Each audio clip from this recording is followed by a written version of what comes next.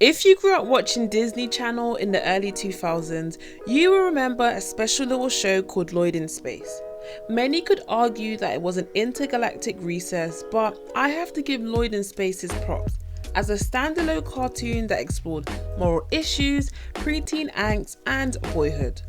Created in 2001 by co-creators Paul and Joe off of Recess fame, Lloyd is one of Disney's hidden gems that doesn't get the recognition that it deserves.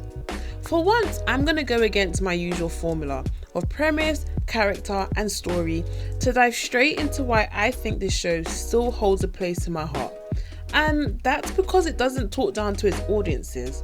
Lloyd, the titular character, usually puts himself into situations which he can only solve once he questions his own morals and behaviour.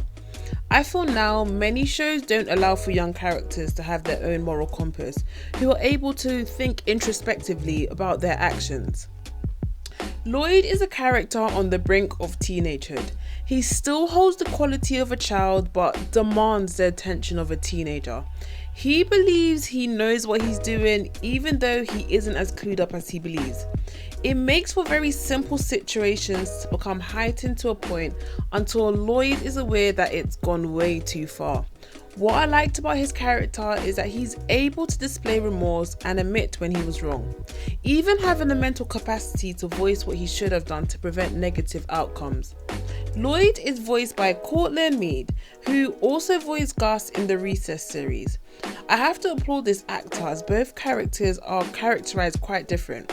Gus is nervous, a little wimpy, with a stuttering and a shake in his voice. Time it is? 10:02? Nope. Garbage time.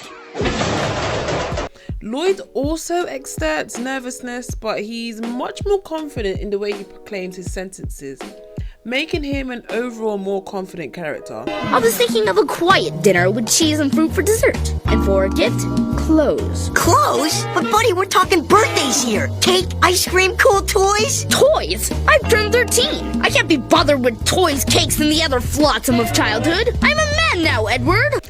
This is also the case for Captain Nora Nebulon, Lloyd's mom, who was voiced by April Winchell, the actress who also gave us Muriel P. Finster from Recess.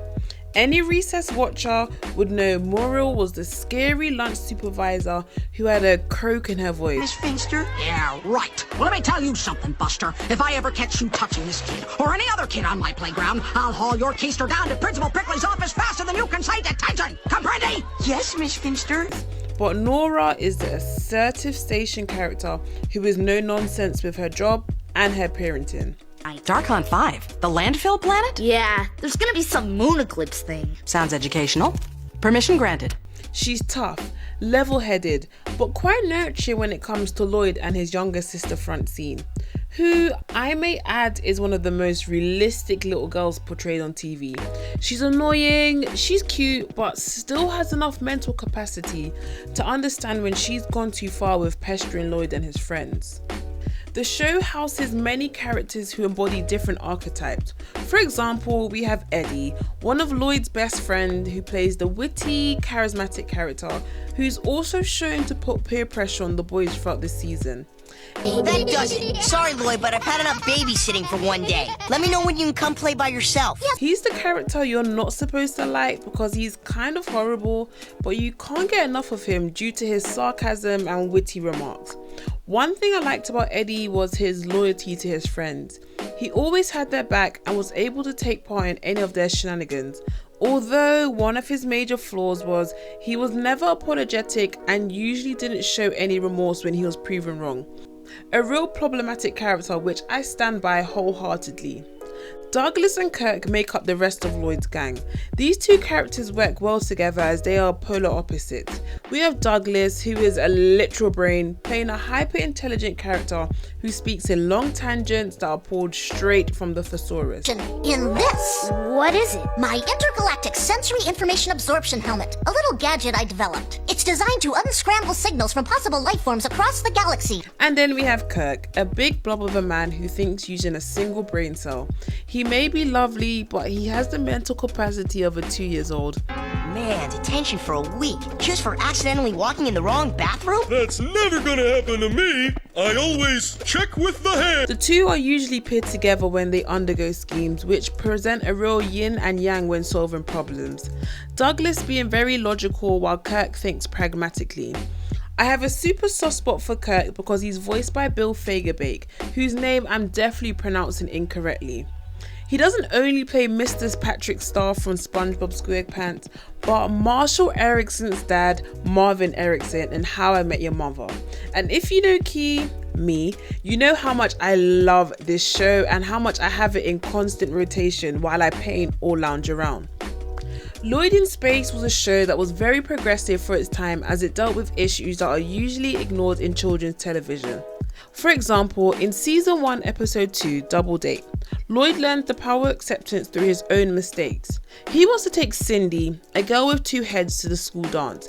He likes one head who is always friendly and sweet but isn't too fond of the other, therefore refusing to acknowledge the other head as he believes he doesn't have anything in common with her. Cindy, on the phone it sort of looks like, am I wrong or do you have 2 heads? Yeah, didn't you know?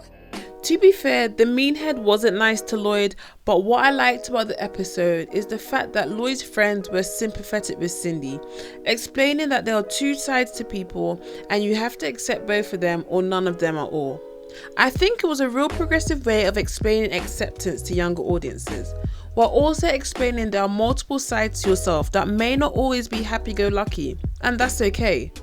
One episode which I don't think aged well was season 1 episode 6, Daydream Transceiver, where it wasn't explicitly said but Lloyd goes through the first stages of puberty. It makes his daydreams come to life, which make for embarrassing moments for Lloyd. One aspect which made me feel low-key weird was Lloyd's alter ego, the Nebulator, who was an older and much more cooler version of Lloyd, who constantly tries to flirt with Brittany, who I may add was only 13 years old. Later, you came back for me. You know, in all my years exterminating vermin throughout the universe, I've never seen anyone as beautiful as you are. Really? I know when I was younger I would have thought it was cool that Lloyd's more confident self was able to speak his mind, but seeing this as a grown person did not sit well with me. If this show does make its way over to Disney+, I'm sure this episode will be omitted. But on a more positive side, I want to dive into my favourite episode of this series. The storyline is more relevant to the climate we live in now than when the show was aired in 2001. This episode was season 3, episode 9, Neither Boy Nor Girl. A new character named Zoid is introduced who displays both masculine and feminine attributes and interests. Lloyd's friends argue whether they are a boy or a girl, where Zoid reveals that their species chooses what gender they want to be on their 13th birthday. This sparks the boys and girls to try and convince Zoid that their gender is superior to the others and should be the gender Zoid chooses. The girls take Zoid shopping, take them to paint their nails, and also watch a really emotional chip flick, while the boys take Zoid to play contact sports, devour and greasy food, and do anything to amp up the boisterous adventures. The 2 sides become obsessed with what it means to either be a boy or girl, to the point where Zoid themselves decides not to reveal which gender they choose. You, did decide. Oh, sure I decided. And? I've decided I'm not telling. I think this episode really shows children that there isn't a superior gender, and activities shouldn't be labelled as a girl's thing or a boy's. Zoid's character may have been the first agender animated character to grace my screens. Zoid lived for 13 years without feeling the need to explore what it meant to be male or female, which did not affect the way they lived or navigated through their lives. This is one of the episodes I remember vividly. To be honest, I could have given you my opinion without rewatching, although I'm very happy I did, because my all-time favourite voice actor Cree Summers makes a small cameo in episode, which was super nice to see. This show had an all-star cast of voice actors such as Dan, who voices Homer Simpson, or Eddie Deason, who you may not know his name, but any child of the 2000s will recognise as Mandark from Dexter's Laboratory, or the Noah Orchid from the iconic Polar Express. Lloyd in Space was a show way ahead of its time. It explored difficult issues, had strong characters, and an all-star cast of voice actors. But with that all to say, I think it's time I say my goodbyes. Don't forget to like, comment and subscribe. If you would like to see any more of my paintings, follow me on Instagram at paintedbykey_ and follow me on Twitter at as told by Key with 2 Ys. Key out.